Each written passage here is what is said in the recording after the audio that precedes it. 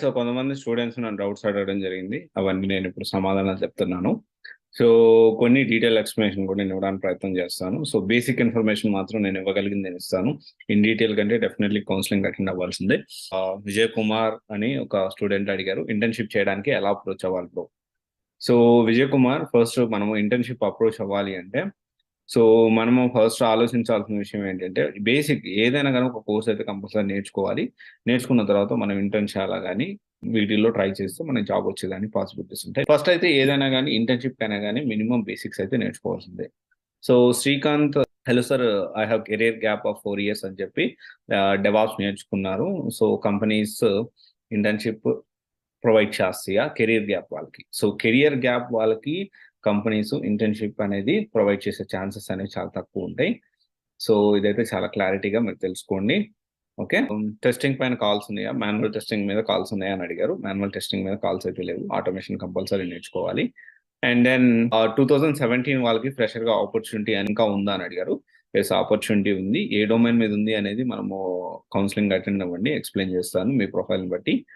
And then online లో course ఎలా నేర్చుకోవాలి అండ్ ఏ కోర్స్ నేర్చుకోవాలి కెరీర్ గ్యాప్. సో అశ్విని శ్రీపతి, ఇక్కడ ఏంటి అంటే ఏ కోర్సు మీ బ్యాక్గ్రౌండ్ అనేది తెలుసుకోవాలి. ఓకే, మీకు ఎంత పర్సంటేజ్ ఉంది, ఎప్పుడు కెరీర్ గ్యాప్, ఎన్ని సంవత్సరాల కెరీర్ గ్యాప్ ఉంది, మీ బ్యాక్గ్రౌండ్ ఏంటి, మీ కోడింగ్ నేర్చుకోగలుగుతారా లేదా, మీ కమ్యూనికేషన్ ఎలా ఉంది, ఇవన్నీ మీరు ప్రోస్ అండ్ కాన్స్ రాసుకొని అప్పుడు నేను ఏ కోర్స్ నేర్చుకోవాలనేది ఒకసారి రీసెర్చ్ చేసి ప్లాన్ చేసుకోండి. Or else you can attend for counselling. So Naveen Kumar, what ever it may be, 70 to 75% IT professional fake in software field, this is true అని చెప్పారు. So Naveen Kumar, so this statement is 100% wrong అని నేను అంటాను. ఎందుకంటే yes, ఒక 30 to 40 వరకు ఉండొచ్చు. But 70 to 75 అంటే రీసెంట్ డేస్ లో 70 to 75% చాలా మందిని టెర్మినేట్ చేయడం జరిగింది.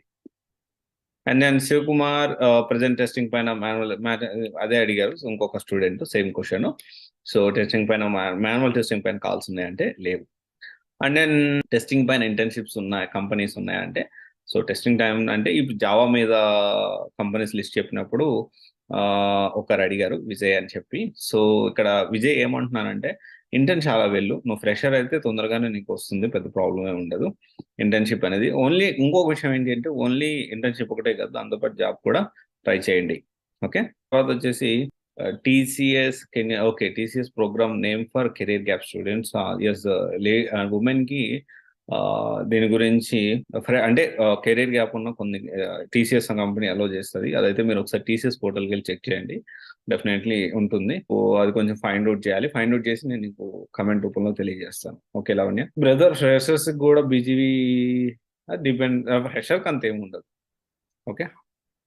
అండ్ శివ సాయి కుమార్, మీ దగ్గర ఓన్లీ కౌన్సిలింగ్ అయినా డెవాప్స్ ట్రైనింగ్ అండ్ ప్లేస్మెంట్ కూడా ఉంటుందా? Yes, DevOps placement and training కూడా ఉంటుంది. ఓకే.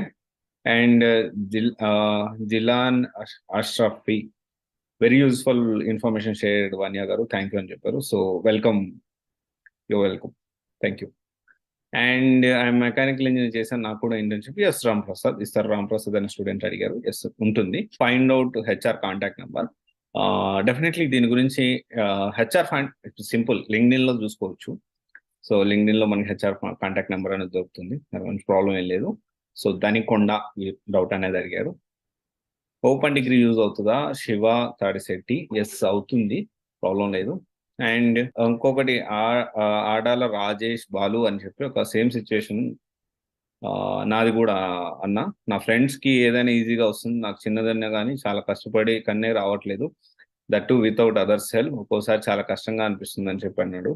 సో ఒకటి ఏంటి అంటే, నువ్వు చాలా కష్టంగా ప్రతి చిన్న విషయాన్ని సాధిస్తున్నావు అంటే గుర్తుపెట్టుకో, ఫ్యూచర్ లో ఇంకా చాలా మంచిగా నువ్వు ఎదిగేదానికి పాసిబిలిటీ, ఆస్కారం ఉంది. దేవుడు నిన్ను ఆ విధంగా కష్టపెడుతున్నాడు అంటే అంత గ్రేట్ అచీవ్మెంట్ కూడా నీకు ఇస్తాడు, గుర్తుపెట్టుకో.